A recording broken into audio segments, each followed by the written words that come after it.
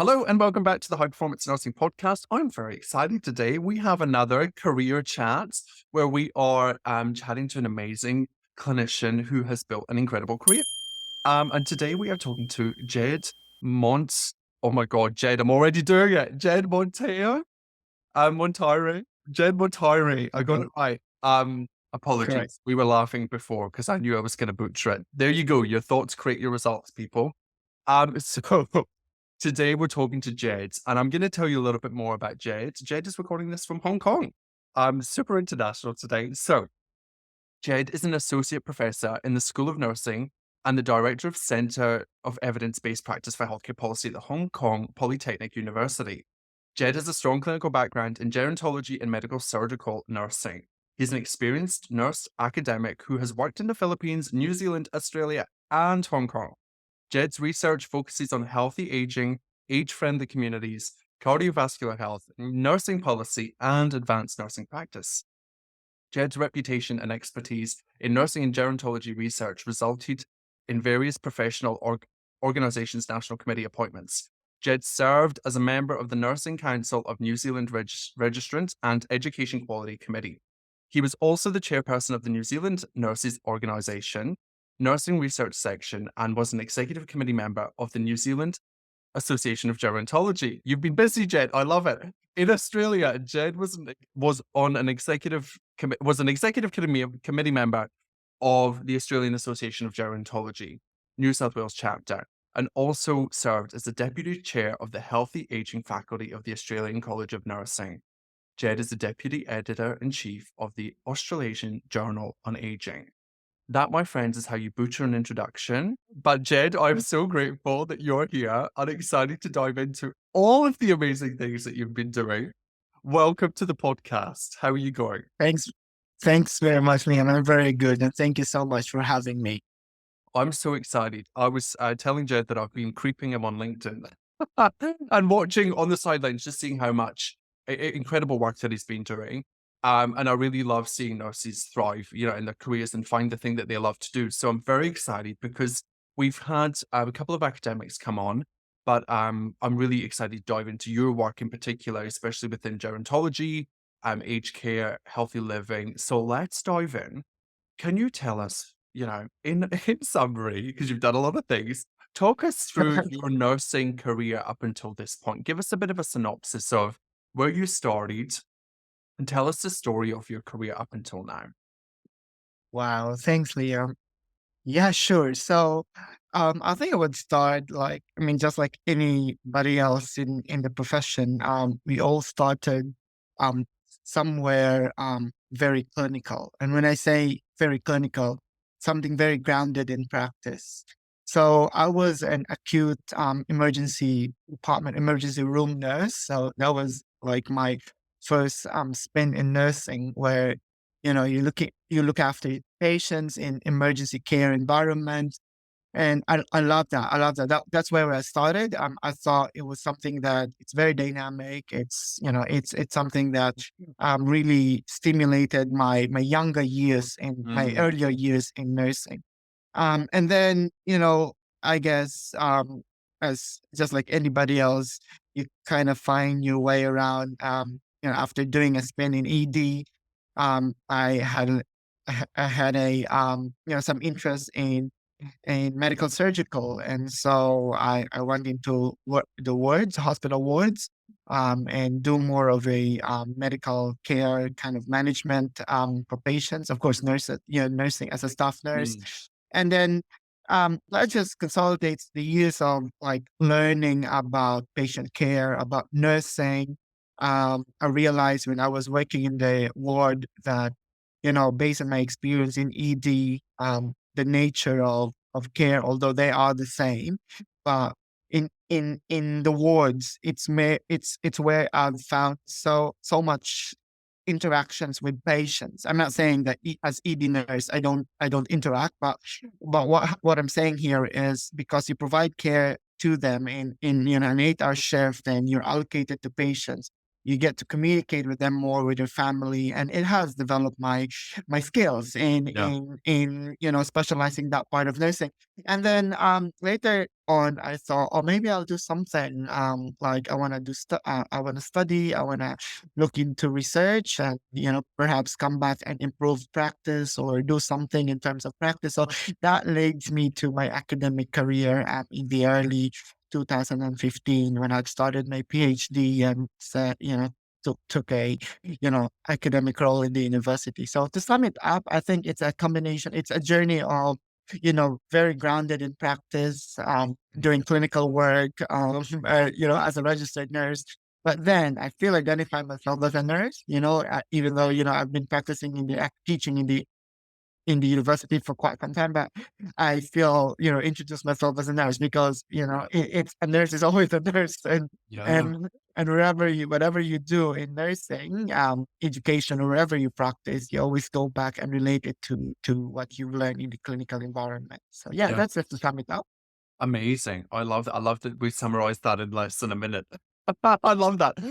So good, but it gives us heaps of time to explore how you got to where you are, because this is what I think perplexes a lot of students, right? I mean, you see this, you work with student nurses, and they'll always have these big visions and these plans for their career, and they're thinking, but how do I get there? What are the steps? Like, what's the path?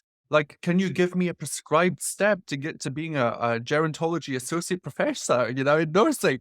What does that look like? And I'm sensing that you've got some advice, but talk to us about how that shift happened for you, right? Because you were working, you were clinical, and maybe you can, maybe I'm incorrect, but can you jump from being clinical nurse straight into a PhD? What did that look like?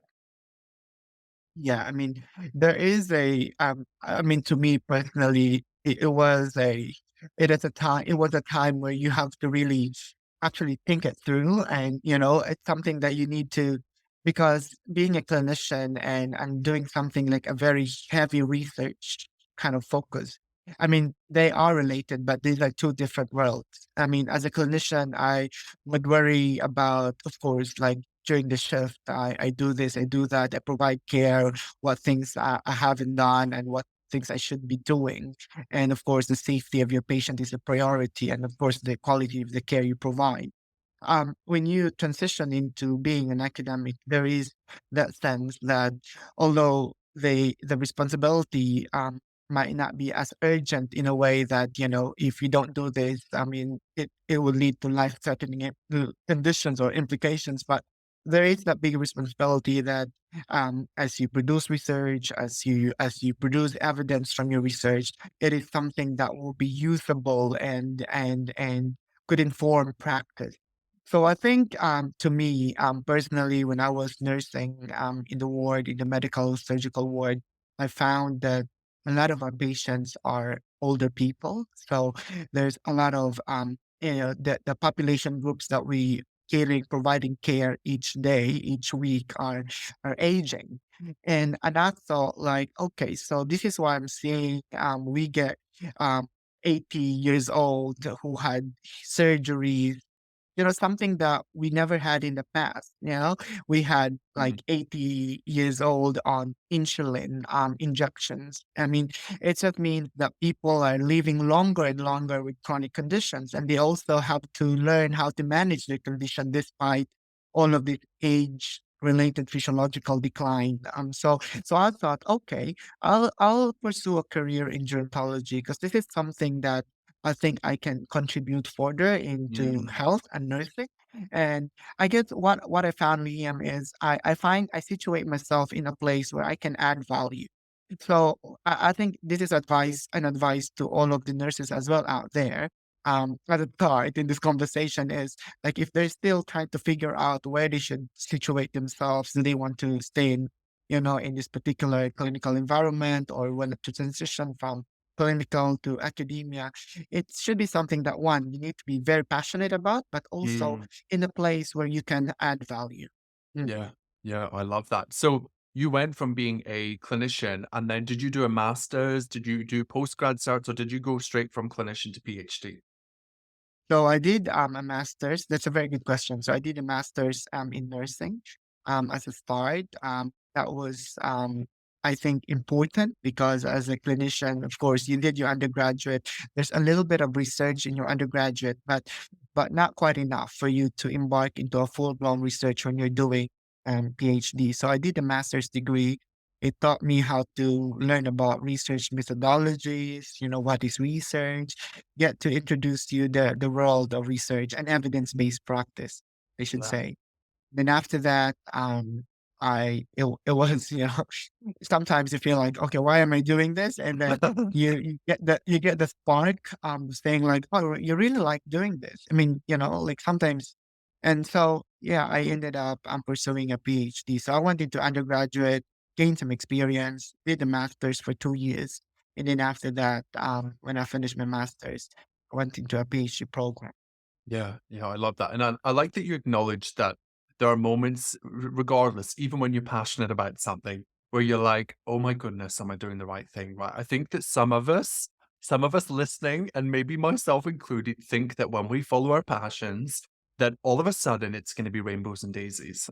And that's not really factual. Correct. Right. We have this ebb and flow, this high and low of the reality of life, right? So I'm really glad that you touched on that there. Now, doing a PhD is no easy feat, right? It's not easy. So talk to us about that experience for you. And, you've done your master's, you've got a bit of research experience, and then you make that decision. What was it like starting that? And talk us through the PhD process. Yes, that's right. Normally, I mean, to me, what happened was I wanna pursue something which was based on what I did for my master's. I mean, that's how it kind of like Mm, um roll in terms of the interest pursuing a PhD. Um, but then you realize that, what you've started perhaps or what you've done in your master's may not be I mean, there's a lot of factors. What I'm saying here is there's a lot of factors that you need to consider. So there might be things that, at the start, you're very passionate and you think this is something that you need to do and you feel like you see the gap out there in practice. But when you know more and you read more, you kind of think that, oh yes, there is a more important gap that you need to address or as a priority. And that happens to all people, I guess not all, but for most people pursuing a PhD, they start with something in mind, like they really want to do that, maybe a continuation of their master's study or whatever. And then suddenly when they engage themselves with the literature, with further readings, they find that there's something that perhaps we need to prioritize and you want to pursue more than the initial idea. So I think that happened to me. Like I was starting into a particular like area, but then I thought, oh, I would like to do something in aged care, in aging.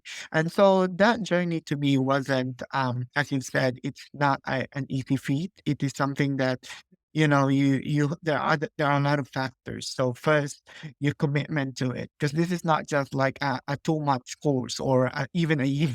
It's something that perhaps you need to recover afterwards, yeah. like doing it. So to me, I mean, choosing the right topic and that I'm very passionate about is one Mm, one one area that I should say has driven me to pursue and complete it. Because this is something that when you think about it, you envision yourself that in the next 5, 10 years, is this something that I will still be interested?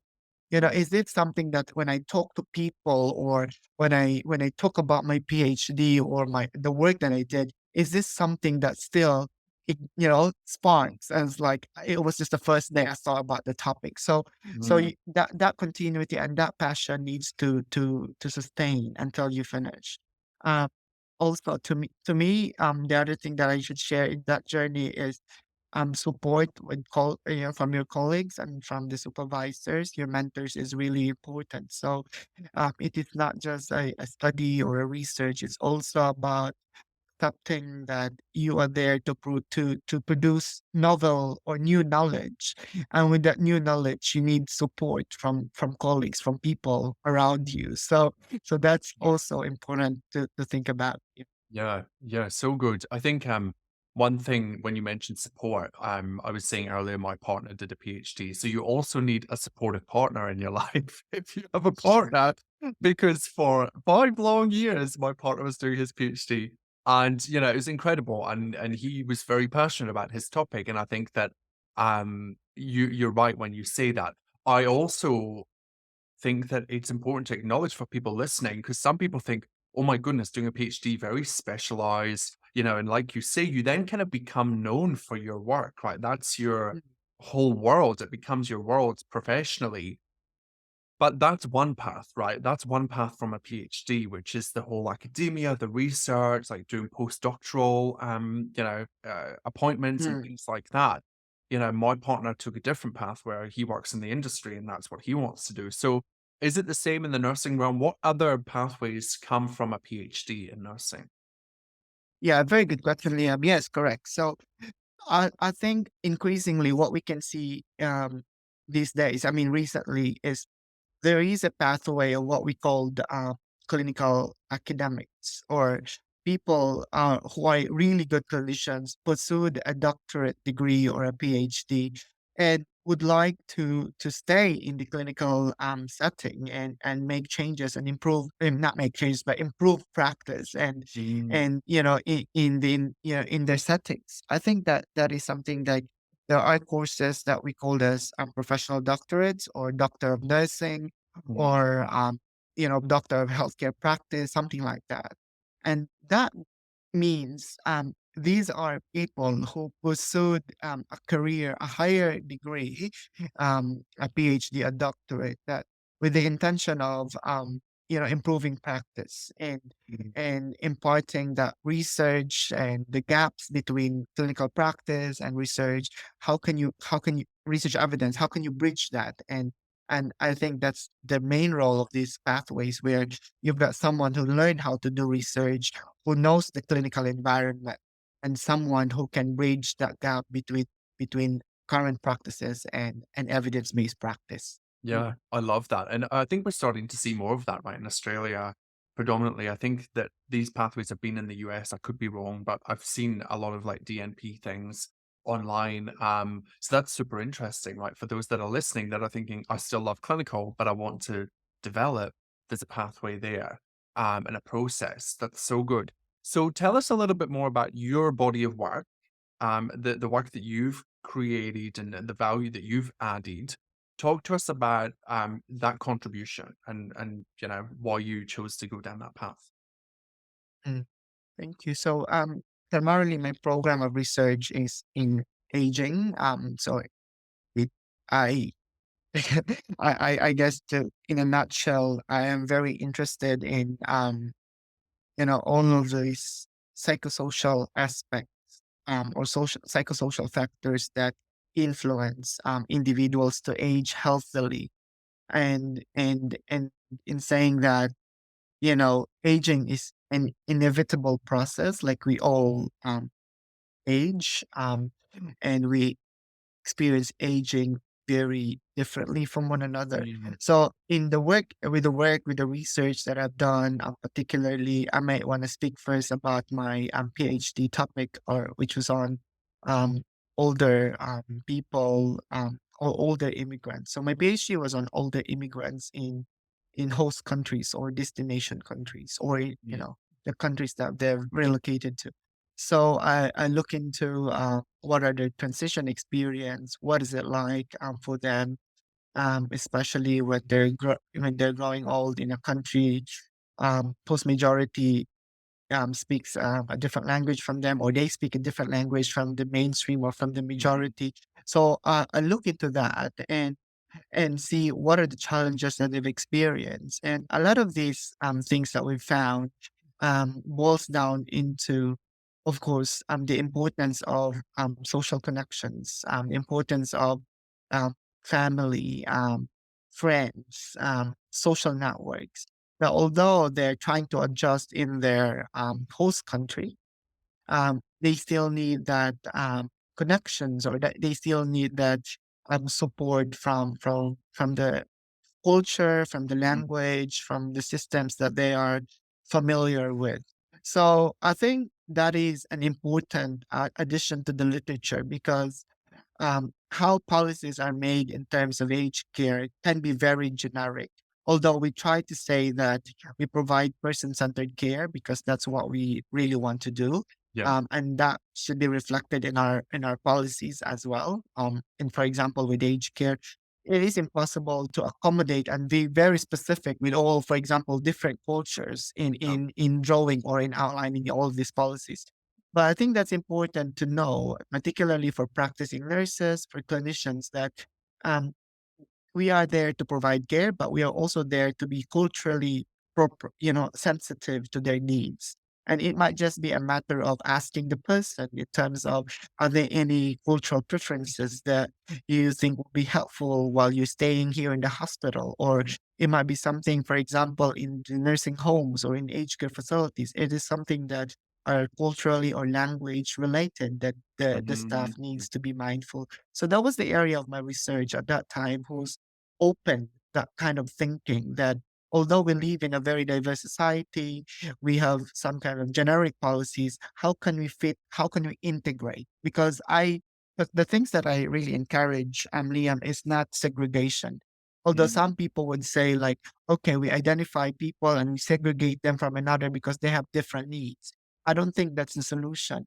It's about integration and people being used with it, being inclusive with each other, and how can we work together. I think to me is the way to go rather than putting people in boxes because they're just different. So yeah, so that's that That's part. amazing. I hope. I'd love to jump in there if you don't mind, because I think that what I love about research, and I haven't done research, but what I love about it is like that new contribution of knowledge and just how it gets you to think. Right, like, as you're talking there, and you're talking about, immigrants and people and like, I'm an immigrant in Australia, and it's like thinking about, "Oh my god, my experience of that in the future."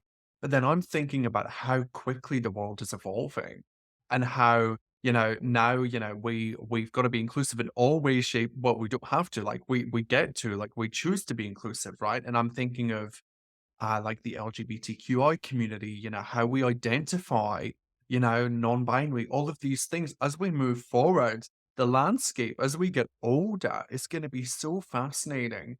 And I know I've attended some trainings specifically on inclusion in the LGBTQI community in aged care facilities. And it's like something that's totally just looked over. It's not even like some facilities won't even take you. I was so surprised.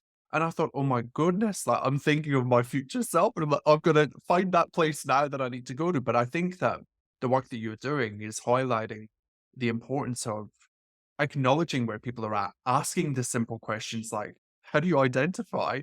Or like, "What is your cultural background?" And then creating a care package that allows that person to live out who they are authentically. I think that's a beautiful thing. Thank you for doing that, Mark. Sorry to interrupt you. No, that's great, and you're totally correct in terms of what your observation, because I think a lot of us would say that we are preparing, and there's a lot of work done around inclusivity and acknowledgement of diversity amongst populations, and especially in an aging population.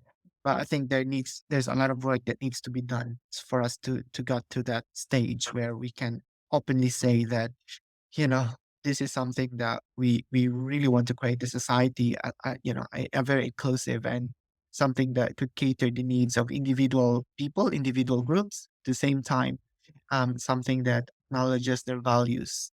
Yeah, yeah, I love that. So tell us more about the work that you're doing now. Like, so that was your PhD work. What are you doing now? Yeah, so I'm very interested in the promotion of healthy aging practices, and one of these things is to the creating environments that promote healthy aging. So what do I mean by that is, for people to age healthily, there should be, the environment, the experience, the mechanisms that support these people to age healthily should be available. So I'm talking about age-friendly communities. So for example, if someone is aging in a city, in a very city environment like Hong Kong, for example, or Mm, Sydney, or like all those really busy places, we're seeing a whole lot of challenges. And what we did in one study is we look at how older people thrive in a very organized environment. So how do they go to from one point A to point B? Are transport systems enough or adequate for them? Do they find it hard to get into the train, or so these are the things that I really like doing, and we really have been doing some initial work or some groundwork on this in asking people their experience about how age friendly is their environment, and with that age friendliness, is it promoting healthy aging or health and well-being on their part? Mm. So one example that I can mention, Liam, in my previous work is we interviewed people, as I mentioned earlier, about transport, for example. So people, you know, I guess in most cities, we have very good, like really beautiful parks, right? Very Mm. beautiful spaces or recreational spaces. But if people, older people in particular, cannot go there because there's no transport, if the facilities, for example, does not allow wheelchair access, it does not allow them to walk with walkers or whatever in there, Mm. those facilities, are useless. I'm sorry, but because Yeah. they don't promote people being able to go to these places to enjoy or to, so that's one thing. Or even access to Mm. services. Like we might have a very, state of the art hospital somewhere, but if people can't access them because they live in a rural environment or very far from where it is, then that also defeats the purpose. So really interested in that one, how environments can be created more age friendly so that as at the end point for that is for them to age well, to Mm. age healthily and quality of life. Yeah. I've never heard that term age friendly. Maybe I'm just naive, but I love that term. I think that that's such a good term. And as you're talking, there's so many things come to mind. Like I live in Paris at the moment and we live on the seventh floor and our lift in our apartment block, like this suburb that we're in is full of lots of age, like your elderly people. And it's super interesting because when that lift is not working, I've literally had to help and support some of the residents down the stairs. I don't speak French, so that's a whole cultural experience. But, the way that the world is going, right? Like, we're just not, this work is so important. Even when we go to the airport, like, if you're trying to travel, like, to walk from one end of the terminal to the other, like, it's friggin' miles. So, how fascinating. Like, such important work. What surprised you in doing this work? Like, what are some of the things that you've picked up on that you were just like mind blown by? What surprised me is the actual like the lack of, and maybe it's a little bit critical to say this, but I mean, what surprised me is the lack of perhaps consideration in all of these things. Mm. Because, when we design houses, buildings, as you've said, that is a very good example. Um, how come we can't even think about people struggling to navigate or even access these things? So that surprised me. Mm. And this is not like putting the blame to people or anyone, but it's more of like awareness about these things. And it's probably because by the time they've designed these spaces or they design these places, they haven't thought of like people living longer and living in their homes and doing all of this Mm. stuff. So that is surprising in a way. And this is a work that, of course, not isolated to my research, but this is a work that has been campaigned globally, particularly by the World Health Organization. So the WHO wrote there was a big guideline on or a report on aging and health in 2005 to start with, and that was the first kind of, I mean, the initial steps around creating environments to be age friendly, and that has been a work that that's been around for quite some time. So some countries are very cognizant of that, and they're aware that the world is aging, therefore we need to do something about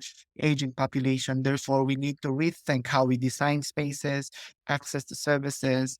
And the COVID pandemic, as you know, has had a very huge implication to all of these, because you know you can't it particularly with healthcare services like telehealth, for example. like it is great that we can do teleconsultation and for older people to be protected because they are considered Mm, vulnerable. They can just stay at home and actually use telehealth. But the question was, uh, how savvy are they in using those technology? So mm, that these are layers upon layers in terms of you're right. design, the thinking, and what are the things? How can we make places inclusive? Because to me, Liam, sorry, if the environment is age friendly, it is friendly to everybody. Yeah, yeah, yeah, I love that.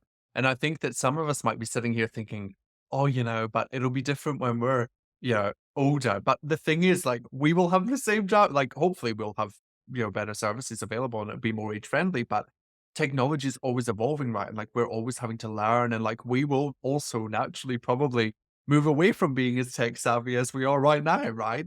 So I think that it's easy to sit here and look and be like, "How? Like, how can you not just turn on your phone and, like, have a telehealth consult?" But, that will be us in the future. I think it's so, so Mm. important, this work.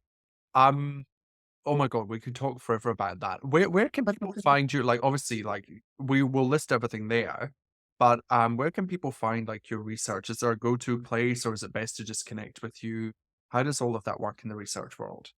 yeah, so yeah, thank you. So I think the best way is, I mean, I think these days it is very convenient to Google people. Yeah. I've done that myself. So I think if they want to read more about my research, they can always go to Google Scholar, type my name in. And because a lot of us, I mean, in the last 5 years, I've been very active publishing our work. So it's all captured in those papers that we've written about the work that we did in that space. And yeah, to get in touch is a really, I mean, I am very responsive to emails and queries from colleagues. So I encourage them to, because some people, I guess I'll just take this point as well, Liam, because a lot of people, including myself, when I first started, were very, say, reserved and shy to approach people. And like, for example, if you know a professor who's very high profile in the particular field, sometimes you feel like, oh, is he or she, or are they gonna read this email? I don't think they will. But there's that reservation. But my advice is just go. Yeah.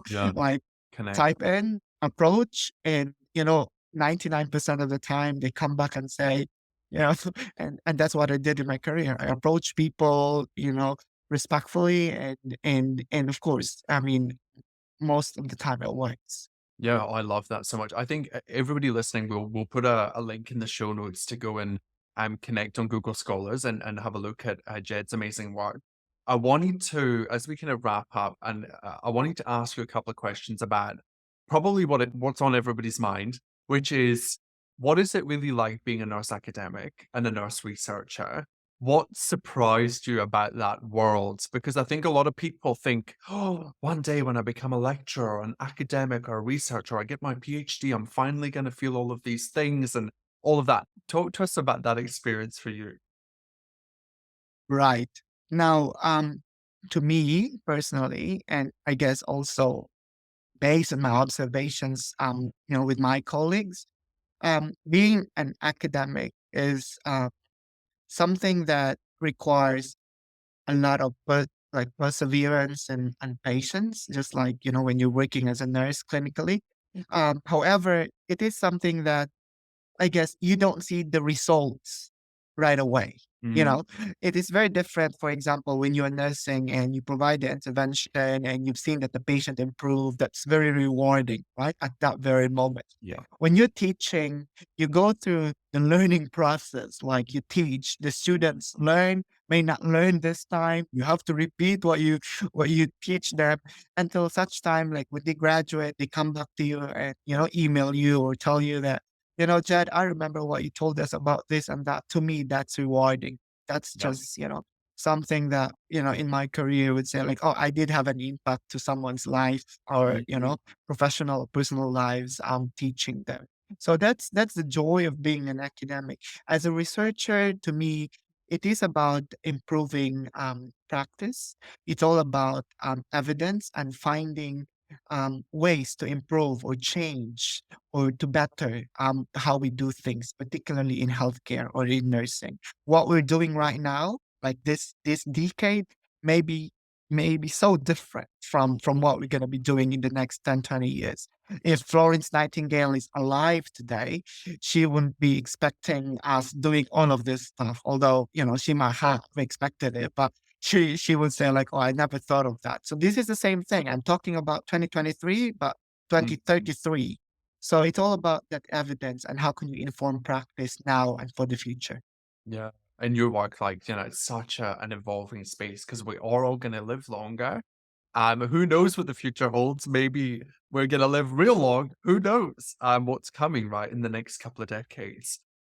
You work with students, and nurses, undergrad and postgrad, and I wanted to get some insights into some of the things that you think would really help anybody listening that's studying, whether they're undergrad or postgrads. What are some of the main challenges that you see, and what would be your kind of advice for them? Right. Now, I guess, I mean, to me, nursing either in an undergraduate capacity or postgraduate capacity, it always entails, say, there is, I mean, like perseverance. I mentioned that earlier, but it is hard work. I mean, I should just have to be straight with that it takes some effort, it takes some courage to do it. However, my advice, and I always see this in students who just recently graduated, it's all about that connecting the dots after. You know what I Mm, mean? So some people would say, right now, this doesn't really make sense. Why do we get taught this subject or this topic, or mhm, why is this necessary? But then later on, when you graduate and you're in practice, you can just say like connected the dot right then and say, aha, okay, that's why they taught us about good communication practices because mhm, we're gonna be talking to people, So I think what you've got right now, sometimes they might not make sense to you right mhm, now, but later in the future, when you graduate, when you finish your course, that's something that will be very useful. And I guess it's up to us to find value in these things. Although mm. sometimes it might be hard work, but it's just like I'm doing this, building these are building blocks for me to become a good nurse, to become a competent nurse in the future. And that's the same with postgraduate students. Like Mm. every step that you're doing in your research will lead to the broader aim of what you're trying to do. Yeah, that's such good advice. And I always talk about in coaching nurses across the spectrum of their career that we never really need to know the how in the moment. You just take the next step. And then on reflection, you'll be like, oh my goodness, I'm now a nurse academic researcher. And you can see how it all lines up beautifully. But if you're trying to manufacture that from the start and like know which way it's going to go, I'm sure you probably never thought you would go to New Zealand and Hong Kong and do all of these things. It's impossible to know. You just got to take the next step, listen Right. to your gut and move forward closer towards your goals and then suss it out. I think something that's really came through today, and this always happens when I interview people, is that when they talk about the thing that they love doing, they really light up. And I'm sure everybody listened and like could hear that when you started talking about aged care and gerontology and age friendly practices and like how you're going to change the world through your research. That was really palpable for me. So I think that everybody listening, that's our mission. That's our mission in life is to find that thing that lights you up. Don't worry about anybody else. Do your thing and just move towards it. I think that's so, so good.